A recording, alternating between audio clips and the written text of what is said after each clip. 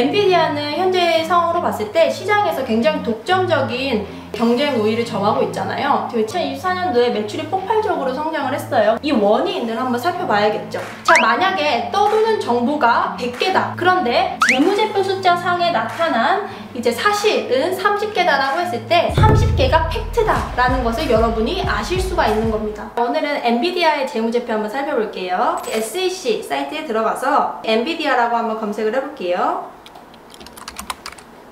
자, 이렇게 클릭하시고 10K를 봐야 하잖아요. 10K의 재무제표가 나와 있으니까. 10K가 뭐예요? 10K는 기업의 이제 1년간 실적을 나타낸 보고서라고 한번 생각하시면 돼요. 2024년 1월 28일 기준으로 이제 10K를 보고한 것을 보실 수가 있습니다. 엔비디아의 10K 리포트예요. 밑으로 내려가 보시면 목차가 보이는데 저에서 쭉 내려가 보면 여기 Financial Statement가 있어요. 이게 바로 재무제표를 나타내는 겁니다. 그래서 여기를 클릭해 주시면 한번 쭉 내려가 볼게요. 재무제표의 구성 요소들이 나와 있어요. Consolidated Statement of Income, 손익계산서를 나타내는 거예요. 이거를 한번 클릭해 주시면 2022년도 1월 30일 그리고 2023, 2024년도 기준으로 한 3개 년도의 손익계산서를 한번 확인을 하실 수가 있어요. 간단하게 살펴보면 Revenue, 매출, Cost of Revenue, 매출 원가, Gross Profit, 매출 총이익, Operating Expense는 이제 영업비용, Research and Development는 R&D 비용, Sales, General and Administrative는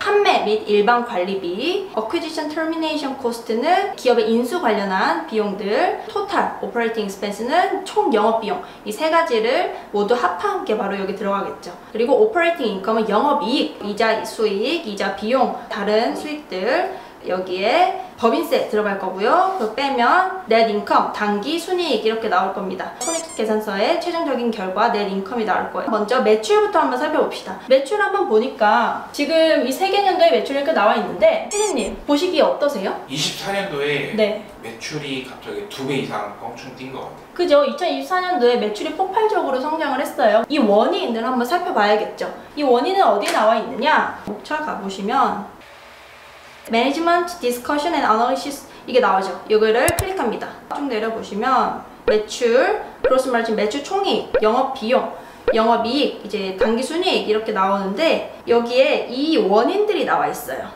왜 매출이 늘었나? 원인들이 상세하게 나와 있습니다. 데이터 센터 매출 관련해서 설명이 나와 있어요. 2024년도 데이터 센터 수익이 217%가 증가했다. 이렇게 강력한 수요가 어떻게 일어났느냐? 기업의 소프트웨어, 소비자 인터넷 애플리케이션, 자동차, 금융 서비스, 의료를 포함한 여러 산업 분야에서 촉발되었다. 그렇게 다양한 산업 분야의 고객들이 클라우드와 온프레미스를 통해 엔비디아 AI 인프라에 접근하고 있다. 그래서 데이터 센터 컴퓨트 수익은 올해 243% 증가했고 네트워킹 수익은 133% 증가했다. 나머지 수익들도 이제 늘었다는 설명들이 있는데 이 데이터 센터 수익이 가장 컸습니다. 2024년도 기준에 굉장히 매출이 껑충 뛰었다라고 보실 수가 있어요. 다시 손익계산서로 넘어가 보면 매출이 이번 연도에 왜 이렇게 늘었나를 저희가 확인을 해봤죠. 그래서 이 매출 증가 때문에 매출 총이익은 188%가 늘었고요. 영업이익은 680%가 늘었습니다. 굉장히 크게 증가를 한 것을 보실 수가 있죠. 피디님은 기업의 매출을 분석한다. 그러면 투자자 입장으로 어떤 점을 가장 집중해서 보실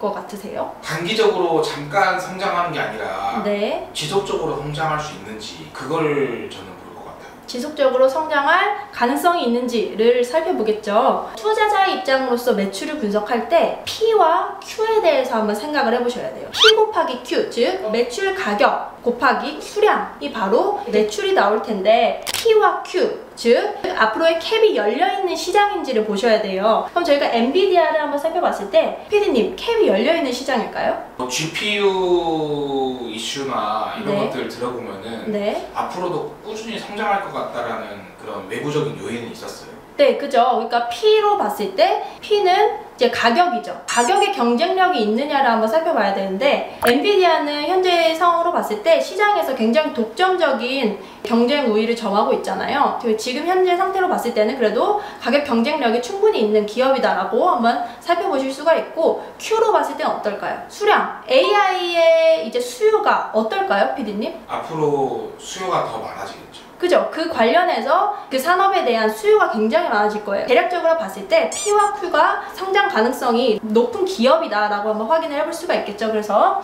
이게 간단히 매출을 한번 살펴봤을 때 매출이 폭발적으로 증가하고 있고 앞으로의 캡도 열려있는 기업이다라고 한번 확인을 해볼 수가 있습니다.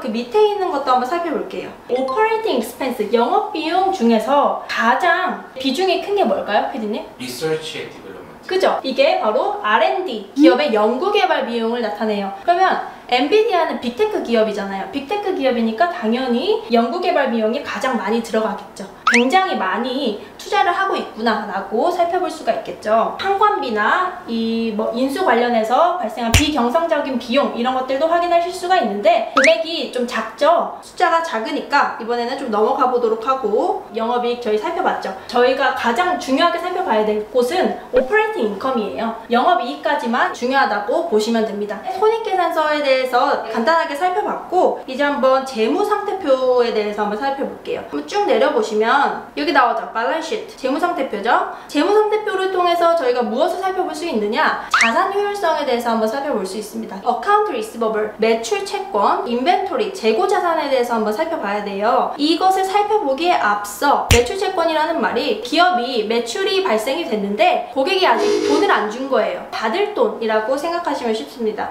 다시 위로 올라가서 손익계산서에서 revenue 나와 있죠. 자, 그러면 여기 매출이 2024년 기준으로 봤을 때 이게 600억 달러 정도 돼요. 엔비디아의 1년간의 총 매출이 600억이에요. 그러면 이거를 한번 12로 나눠서 한 달에 얼마 정도의 매출을 뽑아내는지에 대해서도 한번 생각을 해보실 수가 있는데 한 달에 그럼 12로 나누면 50억 달러가 나와요. 한 달치가 50억 달러다. 매출 채권이 99억, 즉 100억 정도 되죠. 두 달치의 매출 채권을 지금 쌓아놓고 있는 거예요. 이것을 봤을 때 보통 일반 기업이 두세 달치 정도 매출 채권을 쌓아놓고 있는 건 양호한 이제 상태라고 보실 수가 있어요. 인벤토리, 재고를 봤을 때 재고는 무엇을 봐야 될까요? 매출 원가를 봐야겠죠. 매출 원가가 뭐죠? 매출 원가는 제조업체가 제품을 생산하기 위해서 들어가는 각종 비용들을 의미해요. 그러면 피디님, 엔비디아의 매출 원가 뭐가 있을까요? 엔비디아가 GPU를 설계하니까 근데 생산은 파운드리에서 하잖아요. TSMC라든지 삼성이라든지 이래서 갖고 오는 반도체 비용 아닐까요? 네, 그런 것들이 있겠죠. 잘 말씀해 주셨어요. 2024년 기준의 매출 원가를 봤을 때 160억 정도가 나와 있는 걸 확인하실 수가 있죠. 160억을 그럼 또 12개월로 한번 나눠봅시다. 한 달치의 매출 원가는 13억 정도가 돼요. 재무상태표에서 인벤토리, 재고자산을 봤을 때 52억 정도가 쌓여있죠. 52억 즉 한 3.8배 정도 되네요. 3.8개월치의 재고자산이 쌓여있다라는 것을 보실 수가 있어요. 일반적인 기업은 재고자산이 2달, 3달 정도 이제 쌓여 있습니다. 재고자산의 효율성으로 봤을 때도 잘 하고 있다라고 보실 수가 있어요. 엔비디아의 매출 채권 그리고 재고자산을 봤을 때 자산의 효율성 또한 굉장히 좋은 상태로 흘러가고 있다라는 것을 확인을 하실 수가 있습니다. 이렇게 자산의 효율성 측면으로 봤을 때는 매출 채권, 재고자산 괜찮은 흐름을 보여주고 있어요. 그래서 엔비디아가 재고 부족 이슈로 굉장히 대두가 됐었잖아요. 재고는 거의 그대로 유지가 되고 있는 형태예요. 그런데 2024년도에 매출은 굉장히 급격하게 성장을 했죠. 그럼 어떤 현상이 일어날까요, 피디님? 재고가 부족하겠죠. 그죠. 그래서 엔비디아에서 굉장히 이슈됐던 사건이었죠. 피디님 혹시 알고 계신가요? 저번에 공부 한번 해보라고 하셔가지고 네. 봤었는데 엔비디아가 과거에